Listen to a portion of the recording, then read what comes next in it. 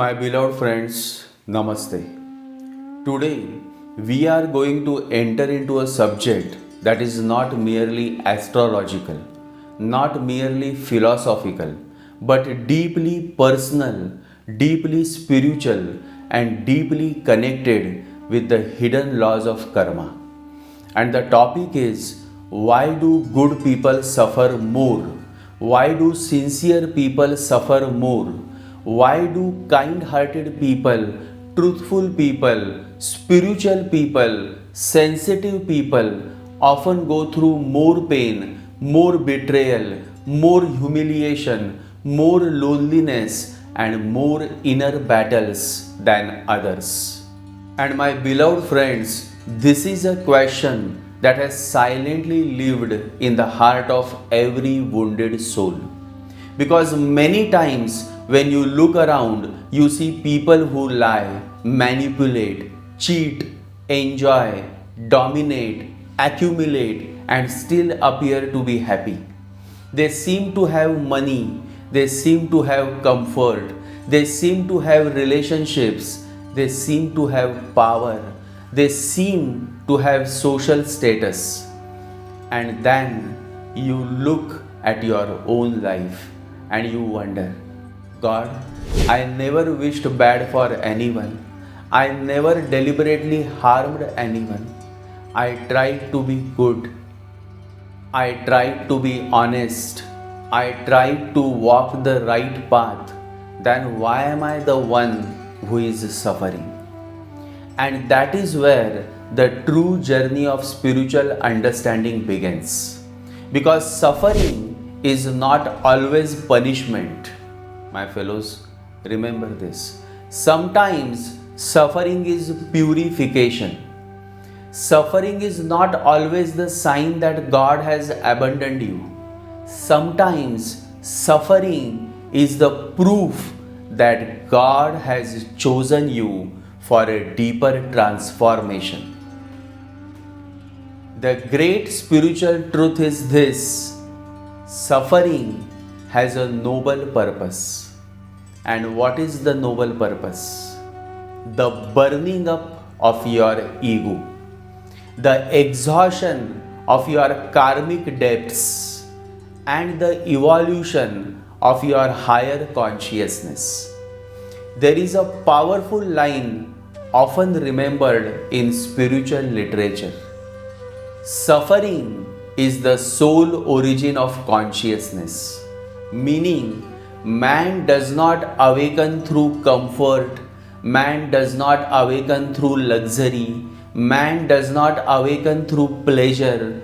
Man awakens when life breaks his illusions, when the person you trusted betrays you, when the world misunderstands you, when your own people abandon you, when your dreams collapse, when your pride is crushed, when your ego has nowhere to hide. That is when the soul begins to ask the real questions.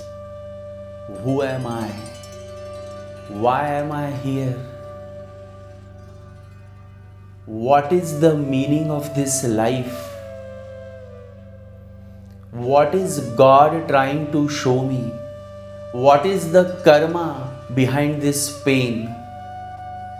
Bhagavan Raman Maharshi beautifully said, my fellows, that it is by the grace of God that you think of God.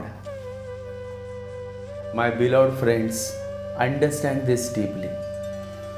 Even the thought of God is grace. When suffering makes you remember God, when pain makes you bow down, when betrayal makes you detach, when humiliation makes you humble,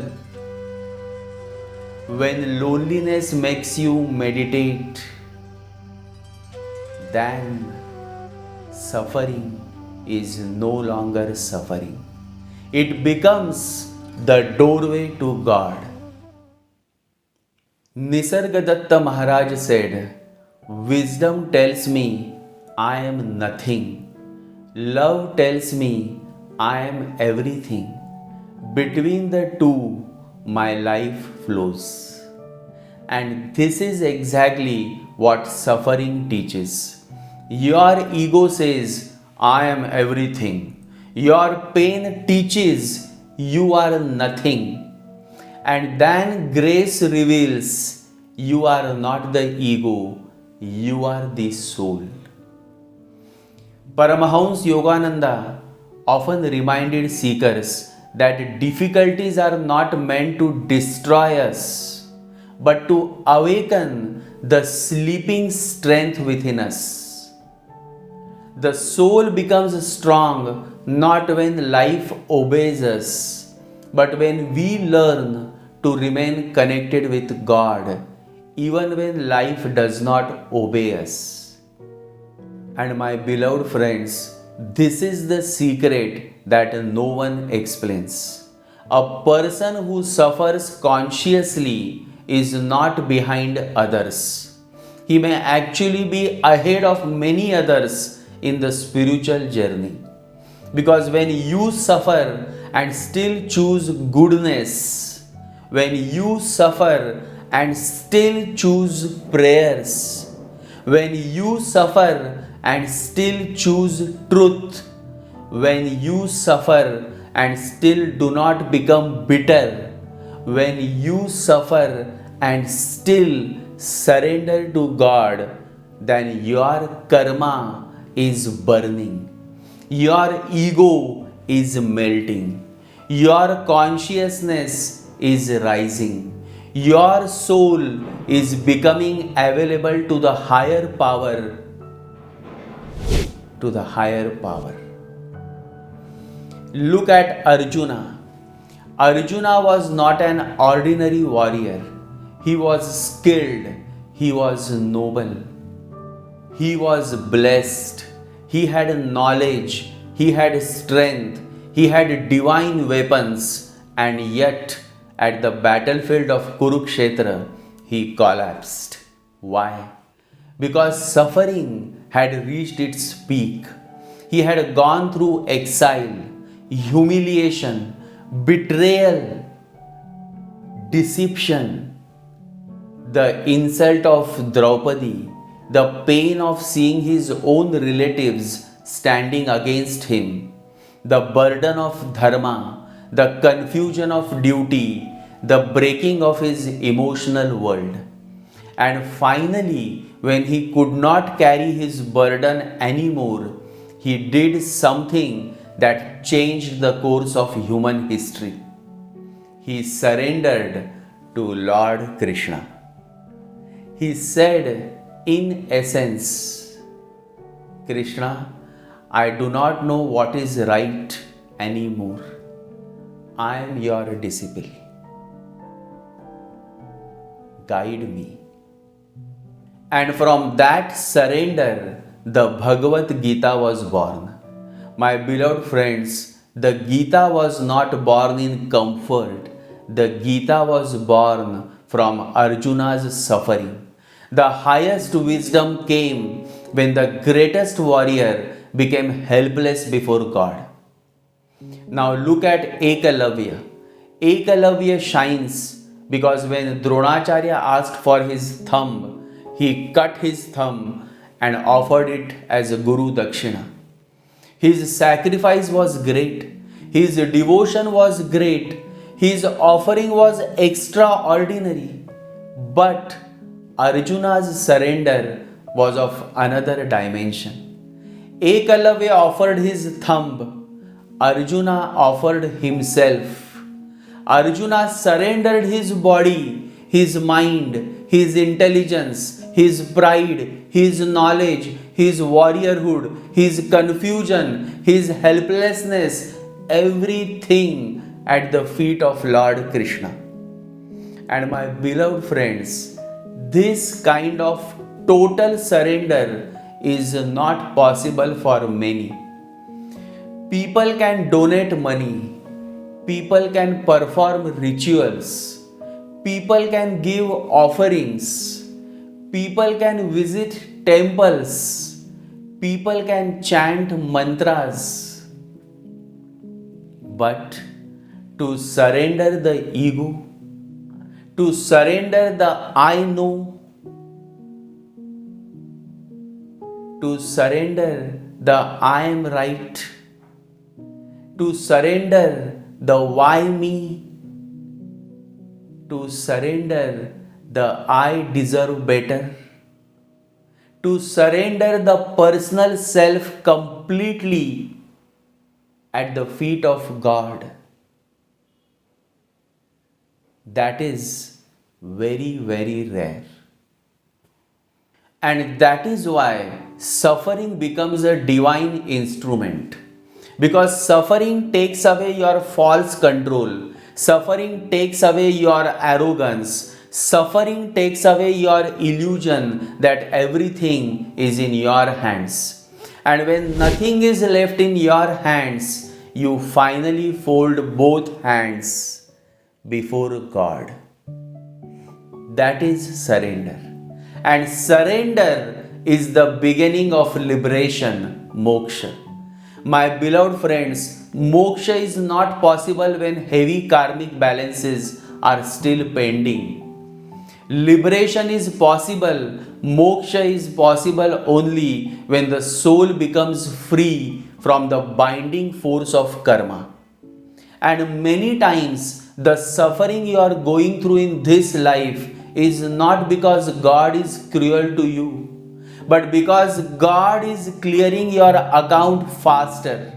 You are paying in this life itself. You are burning through this life itself.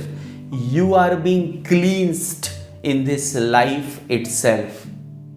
There are many people who may not suffer much in this birth. Remember this.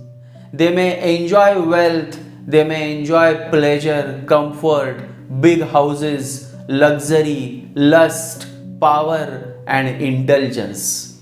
But in the process of enjoying without awareness, they may create new karmas through greed, selfishness, pride, exploitation, or attachment.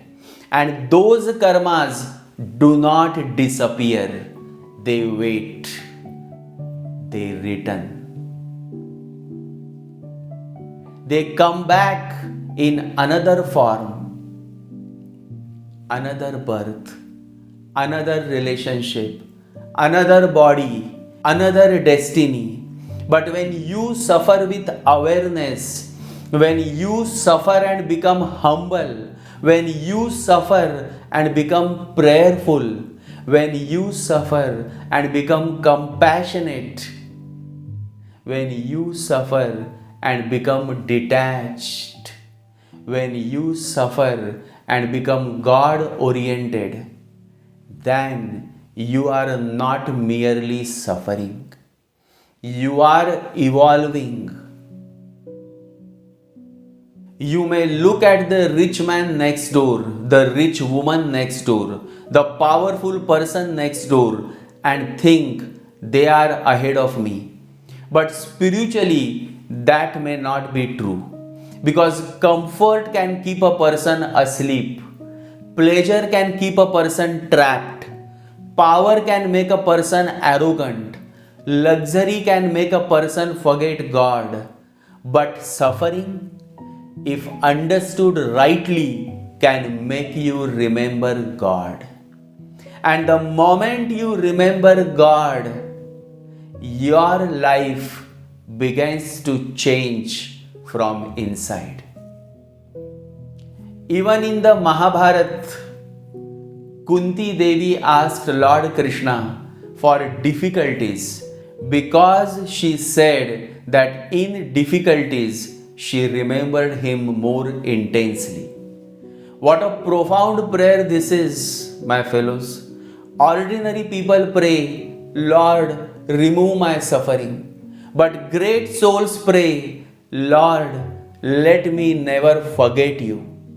Because the real grace of God is not just getting wealth.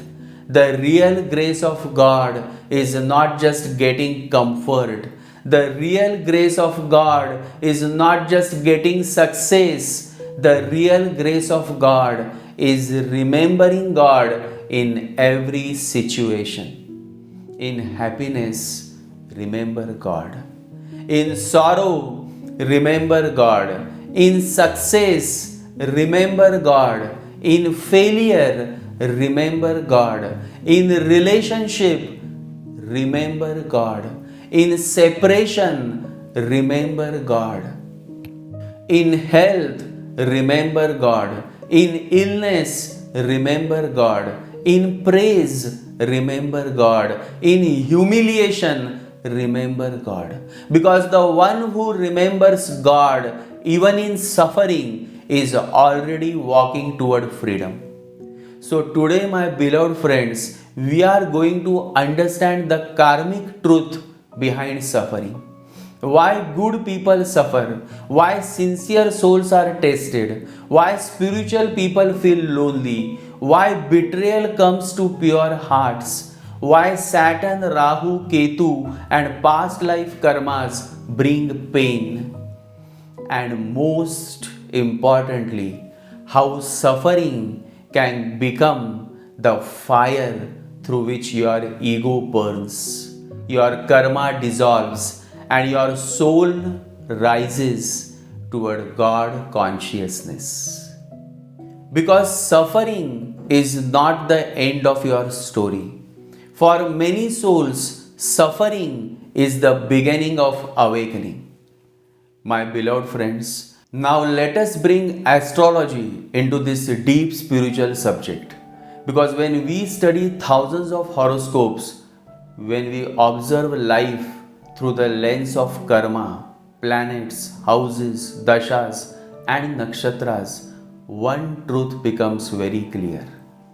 There are primarily two kinds of horoscopes. One kind of horoscope is designed to experience the many riches, pleasures, comforts, luxuries, relationships, power, fame, influence, and attractions that this Mrityulok, this planet Earth, has to offer. Such souls may be born in powerful families, they may be born in wealthy families, they may be born with political influence, they may be born in billionaire industrialist families, they may have access to comfort, privilege, recognition, and worldly support from the very beginning. They may enjoy the pleasures of money, they may enjoy the pleasures of status, they may enjoy the pleasures of power, they may enjoy the pleasures of attraction, they may enjoy the pleasures of name and fame. And then, my beloved friends, there is another kind of horoscope. These are the horoscopes of chosen souls.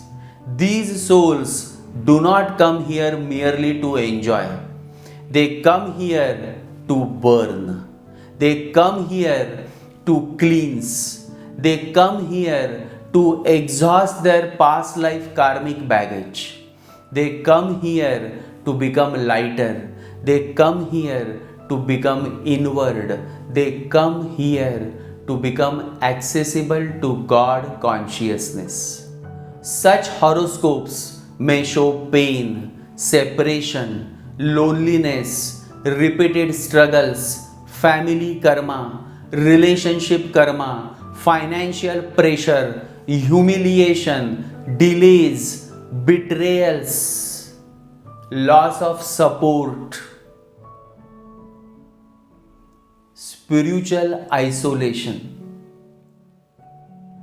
and a strange feeling from childhood itself that I do not fully belong to this world. And yet, my beloved friends, these are not ordinary horoscopes. These are not cursed horoscopes. These are often the charts of souls who are being prepared for higher wisdom. Because the soul that has come only to enjoy, the soul that has come only to enjoy the world will naturally run after money, pleasure, sexuality, domination, name, fame, comfort, and power. But the soul that has come to evolve will be slowly pulled away from outer intoxication and pushed toward inner realization. That is why some people suffer not because they are weak, but because their soul has chosen a faster path of purification. And if you ask me personally, my beloved friends, I would never prefer to take birth in the family of a powerful politician. I would never prefer to take birth in the family of a billionaire industrialist merely for the sake of wealth. I would never prefer a birth where everything is available but God is forgotten.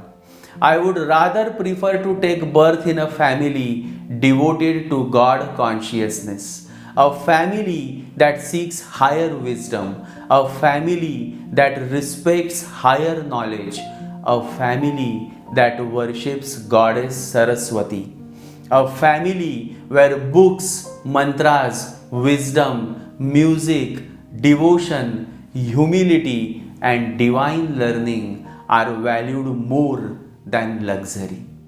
Because always remember this profound truth: wherever Goddess Saraswati resides, Goddess Lakshmi has to follow. But wherever Lakshmi resides, Saraswati may not always follow. Saraswati is stable. Lakshmi is always moving. Knowledge stays. Remember this. Money moves. Today money comes. Tomorrow money goes. Today a person is rich. Tomorrow the same person may become poor. Today business is high. Tomorrow market changes. Today fame is there. Tomorrow people forget. Today power is there. Tomorrow the chair is gone. But knowledge stays with you. Wisdom stays with you. Learning stays with you. Spiritual understanding stays with you. Mantra stays with you. Sadhana stays with you. The fragrance of Saraswati stays with the soul. Money may decorate your outer life, but wisdom illuminates your inner life. And this is where astrology becomes so beautiful. So beautiful. A horoscope full of wealth yogas may give comforts, but a horoscope full of suffering, if understood rightly, may give awakening. And if you really doubt this, please read the life story of Sant Jnaneshwar. Please read it. Please read it. And you will understand what I am saying. And then there are many such stories of great spiritual masters whose entire life has been through sufferings. A horoscope with strong Raja Yoga may give power, but a horoscope touched by Saturn, Ketu, the 8th house, the 12th house, difficult moon combinations, karmic nakshatras, and deep spiritual placements may give something far greater. It may give detachment, it may give humility, it may give compassion, it may give insight, it may give surrender, it may give God. And my beloved friends, it is very natural that common souls seek lots of money, lots of sex, lots of power, lots of attention, lots of possessions, and lots of worldly success because they think that is the answer. They think if I have enough money, I will be happy. They think if I have enough pleasure, I will be satisfied. They think if I have enough power, I will be secure. They think if I have enough fame, I will be complete. But ask those who already have it. Please ask those. Ask those who already live in luxury. Ask those who already have lots of money. Ask those who already have immense power. Ask those who already have influence. Ask those who already have everything that the world dreams of. And then you will realize, in spite of having all this, many of them are not happy. Because pleasure can entertain the senses, but it cannot satisfy the soul. Money can buy comfort, but it cannot buy peace. Power can control people, but it cannot control karma. Fame can bring lots of followers, but it cannot bring God-Realisation. Sex can excite the body, but it cannot heal the emptiness of the heart. And luxury can decorate the house, but it cannot remove the darkness within. That is why the ancient rishis never said that wealth is wrong. They never said that wealth is wrong. They never said comfort is wrong. They never said success is wrong. But they said, do not become a slave of it. Because when Lakshmi comes without Saraswati, wealth can become arrogance. When power comes without wisdom, power becomes destruction. When pleasure comes without dharma, pleasure becomes bondage. When fame comes without humility, fame becomes poison. And when success comes without God, success becomes another form of spiritual failure. So when you see someone enjoying everything, do not immediately think they are blessed. Nah. And when you see someone suffering, do not immediately think they are cursed. Nah. Astrology teaches us to see deeper. Some are enjoying the results of past life punya, but they may be creating new bondage in this life. Some are suffering the results of past life karma, but through that suffering, they may be becoming free. One soul is spending the balance of good karma, another soul is burning the balance of bad karma. One soul is becoming heavier through attachments, another soul is becoming lighter through surrender. One soul is moving outward, another soul is being pulled inward. And my beloved friends, the soul that is pulled inward, remember this, the soul that is being pulled inward may cry more, it may lose more, it may feel more alone, it may be misunderstood more, but slowly, silently, invisibly, that soul is being prepared for God consciousness. That soul is being emptied so that divine grace can enter. That soul is being broken so that the ego can dissolve. That soul is being purified so that the light of the self can shine. So never judge your suffering only from the surface. Your pain may be the tax your soul is paying for freedom, ultimate freedom. Your loneliness may be the cave in which your inner Rishi is being born. Your humiliation may be the fire in which your ego is being reduced to ashes.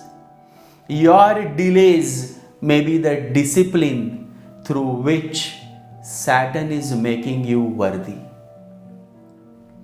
Your separations may be Ketu cutting false attachments.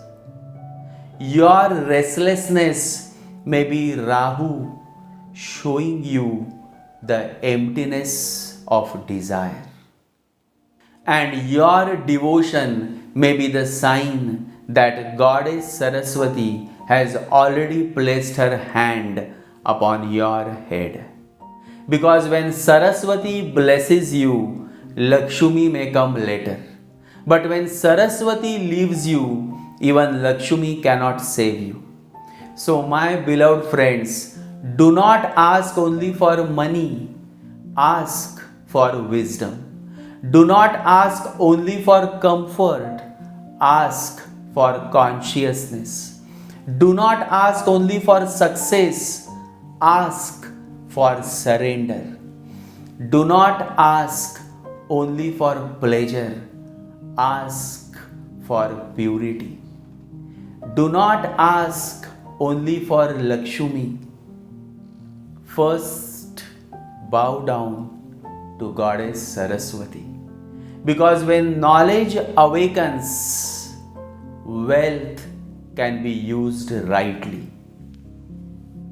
But when wealth comes without knowledge, man uses wealth to destroy himself. And this is the karmic truth that astrology reveals again and again and again. Some horoscopes are designed for worldly enjoyment. Some horoscopes are designed for spiritual purification. And if you are suffering today, if life has tested you again and again, if relationships have broken you, if family has not supported you, if money has come late, if recognition has come after humiliation, if loneliness has become your companion, do not think that God has rejected you. Maybe God has protected you from getting lost in the marketplace of illusion. Maybe God has not given you everything because He wants you to seek the one from whom everything comes. And when the realization dawns, suffering is no longer punishment, my fellows. Suffering becomes the sacred fire through which the soul returns to God. And my beloved friends, when I speak about suffering, karma, surrender and God consciousness, I am not speaking only from books. I am not speaking only from scriptures. I am not speaking only from astrology. I am speaking from life. Because in my own life, when I was just 14 years old, I lost both my parents. At an age when the child needs protection, I had no protection. At an age when a child needs guidance, I had no guidance. At an age when a child needs a home, I had absolutely no home to stay. I lived a homeless life. There was absolutely no family support. And the mental suffering that I went through during those years, only God knows. There were moments when life felt completely uncertain. There were moments when I did not know where the next support would come from. There were moments when the heart silently asked, "Why me?" But today, when I look back, I realize something very profound. That suffering was not the end of my story. That suffering was the beginning of my awakening. Because a day came when slowly and silently I started walking on the spiritual path. And once I started walking on that path, there was no looking back. God did not remove all suffering immediately, but God gave meaning to my suffering. God did not give me an easy life, but God gave me a deeper life.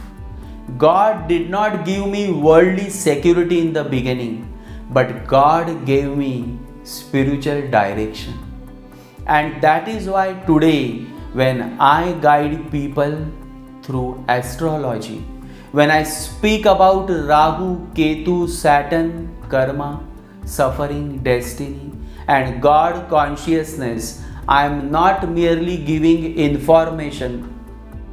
I am sharing the fragrance of a life that has been burned, shaped, purified, and redirected by divine grace. And my beloved friends, today I have no children in the ordinary worldly sense. But I sincerely feel that all my creations are no less than my children. My books are my children. My podcasts are my children. My teachings are my children. My words are my children. My spiritual insights are my children. And long after this body is gone, long after I am dead, I pray that these creations continue to guide souls on this planet. I pray that some lonely person somewhere in the world listens to one of my podcasts and finds strength. I pray that some suffering soul reads one page from one of my books and feels I am not alone. I pray that some wounded heart hears one line and turns toward God. Because that is the real purpose of suffering. Not to make us bitter, not to make us angry, not to make us revengeful, but to make us useful to the divine. A person who has never suffered may give advice, but a person who has suffered and surrendered can give healing. And a person who has only read scriptures may repeat wisdom, but a person who has lived through fire can transmit wisdom. And therefore, my beloved friends, never think your suffering is wasted. If you surrender to God, your suffering becomes medicine. If you walk the spiritual path, your wounds become wisdom. If you remain connected to the divine, your pain becomes prayer. And one day, the same suffering that once broke you becomes the very light through which you guide others. A man who has dealt with his own darkness can deal with the darkness of others. Always remember this. And before I conclude today's podcast, I want to share with you a beautiful ancient Sufi story. Remember, Sufism plays an important role in the entire history of our country. Even the great Prime Minister and the great ministers have visited the dargah of great Sufi saints like the one in Ajmer. So please listen to this story, because this story contains the whole secret of suffering, surrender, acceptance, karma, and divine wisdom. And once you understand this story, you will never again look at your suffering in the same way. There is an ancient Sufi story. A man was very much burdened by his suffering. He used to pray every day to God, "Why me? Everybody seems to be so happy. Why am only I in such suffering?" One day, out of great desperation, he prayed to God, "You can give me anybody's else suffering, and I am ready to accept it, but take mine. I cannot bear it anymore." That night, he had a beautiful dream. Beautiful and very revealing. He had a dream that night that God appeared in the sky and he said to everybody, "Bring all your sufferings into the temple." Everybody was tired of his suffering. In fact, everybody has prayed sometime or other, "I am ready to accept anybody's else suffering, but take my away. This is too much. It is unbearable." So everybody gathered his own sufferings into bags and they reached the temple. And they were looking very happy. The day has come. Their prayer has been heard. And this man also rushed to the temple. And then God said, "Put your bags of suffering by the walls." All the bags were put by the walls. And then God declared, "Now you can choose. Anybody can take any bag." And the most surprising thing was this, that this man who had been praying always rushed towards his bag before anybody else could choose it. Because he was in for a surprise. Because everybody rushed to his own bag and everybody was happy to choose it again. What was the matter? For the first time, everybody had seen others' miseries, others' sufferings. Their bags were as big or even bigger. And the second problem was, one had become used to one's own sufferings. Now to choose somebody else's sufferings, who knows what kind of sufferings will be inside that bag? Why bother? At least you are familiar with your own sufferings and you have become used to them and they are tolerable. For so many years you have tolerated them. Why choose the unknown? And everybody went home happy. Nothing had changed. They were bringing the same suffering back, but everybody was happy and smiling and joyous that he could get his own bag back. In the morning, he prayed to God and he said, "Thank you for the dream. I will never ask again. Whatsoever you have given me is good for me, must be good for me. That's why you have given it to me." My beloved friends, what a profound story this is. Because every human being thinks his suffering is the greatest. Every person silently feels, "Only I am going through this. Only I am struggling. Only I am wounded. Only I am carrying such a heavy burden." But the moment God gives us the vision to see the invisible sufferings of others, we suddenly realize that every soul is carrying a bag. Some bags are visible, some bags are hidden, some bags are covered with wealth, some bags are covered with fame, some bags are covered with beauty, some bags are covered with power, some bags are covered with smiling photographs and public success. But every soul is carrying something. The rich man has his bag. The powerful man has his bag. The famous woman has her bag. The spiritual seeker has his bag. The householder has his bag, the monk has his bag, the king has his bag, the beggar has his bag. Nobody comes to this Mrityu Lok, planet Earth, without karma. Nobody comes to this Mrityu Lok, planet Earth, without unfinished accounts. And this is why comparison is the beginning of sorrow. When you compare your visible pain with someone else's visible pleasure, you are not seeing the full truth. You are only seeing their outer life. You are not seeing their karmic bag. You see their house, big house, but not their sleepless nights. You see their money, but not their fear.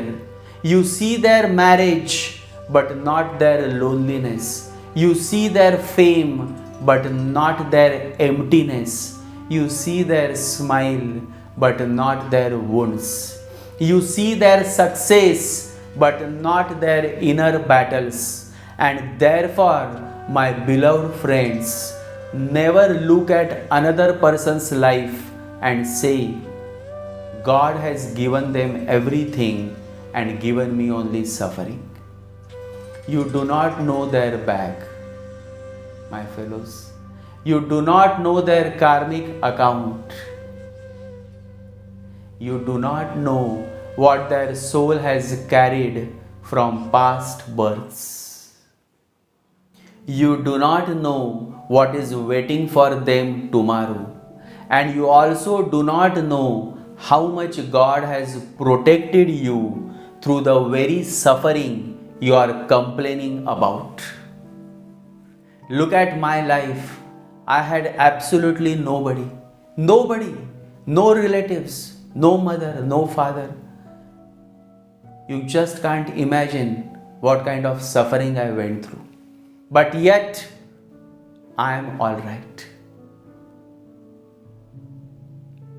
And that is why whatever I speak, I don't speak it from the books. I speak from my own life experience. Always remember, sometimes suffering protects you from arrogance. Sometimes suffering protects you from lust. Sometimes suffering protects you from misuse of power. Sometimes suffering protects you from wrong relationships. Sometimes suffering protects you from false friends. Sometimes suffering protects you from becoming spiritually blind. And sometimes suffering becomes the very hand of God that turns your face toward Him. This is why Sant Tukaram Maharaj gave us such a profound spiritual formula. He writes, ठेविले अनंते तैसेची राहावे, चित्ती असू द्यावे समाधान. Meaning, whatever the infinite Lord has kept us in, let us remain in that state with total acceptance. Let there be contentment in the heart. ठेविले अनंते तैसेची राहावे, चित्ती असू द्यावे समाधान. My beloved friends, this does not mean you should become inactive. This does not mean you should stop working. This does not mean you should not improve your life. This does not mean you should not pray, perform remedies, work hard, or seek solutions. No. It means that while doing everything that must be done, do not carry bitterness toward God. Do not say, why me? Say, God, show me what this suffering is teaching me. Do not say, my life is cursed. Say, God, burn what must be burned, but never let me forget you. Do not say, give me someone else's destiny. That's too shallow. Instead say, Give me the strength, wisdom, and grace to live the destiny you have given me. Because the truth is, your suffering is not random. Your suffering has a karmic reason. Your suffering has a spiritual purpose. Your suffering has a hidden design. It may be burning old karma. It may be dissolving ego. It may be cutting attachments. It may be awakening compassion. It may be preparing you for wisdom. It may be making you lighter. It may be bringing you closer to God consciousness. And one day, when the inner eye opens, you may look back and say, thank you, God. Whatsoever you gave me was good for me. Whatsoever you removed from me was good for me. Whatsoever you delayed was good for me. Whatsoever you denied was good for me. And whatsoever you allowed me to suffer was also good for me. Because through that suffering, I found you. You know, if God asked me, I would always say, I am okay, even if you repeat this same life pattern again. Because through all the sufferings I went through, I finally found God. So, my beloved friends, do not envy another person's bag. Do not curse your own bag. Carry it with awareness. Carry it with prayer. Carry it with dignity. Carry it with total surrender. And slowly, as karma burns, as ego melts, as consciousness rises, you will realize that God never gave you suffering to destroy you. God gave you suffering to awaken you. And when suffering awakens you, then suffering is no longer suffering. It becomes grace. It becomes purification. It becomes the hidden bridge between the wounded human being and the eternal divine. And that is why good people suffer more. Not because God hates them, but because God is preparing them for something higher than pleasure and luxuries. Something higher than power. Something higher than money. Something higher than just fame. Something higher than the temporary happiness of this world.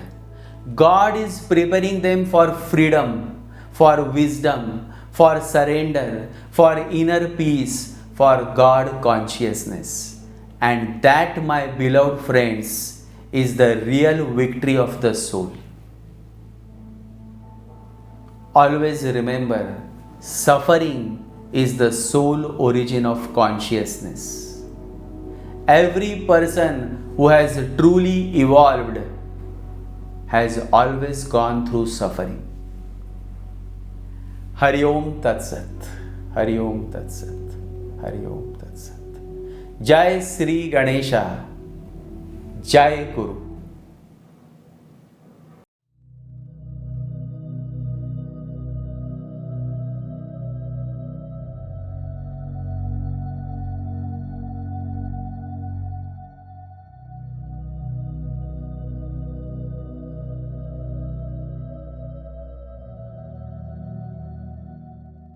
Om Gam Ganapataye Namaha. Om Gam Ganapataye Namaha. Om Gam Ganapataye Namaha.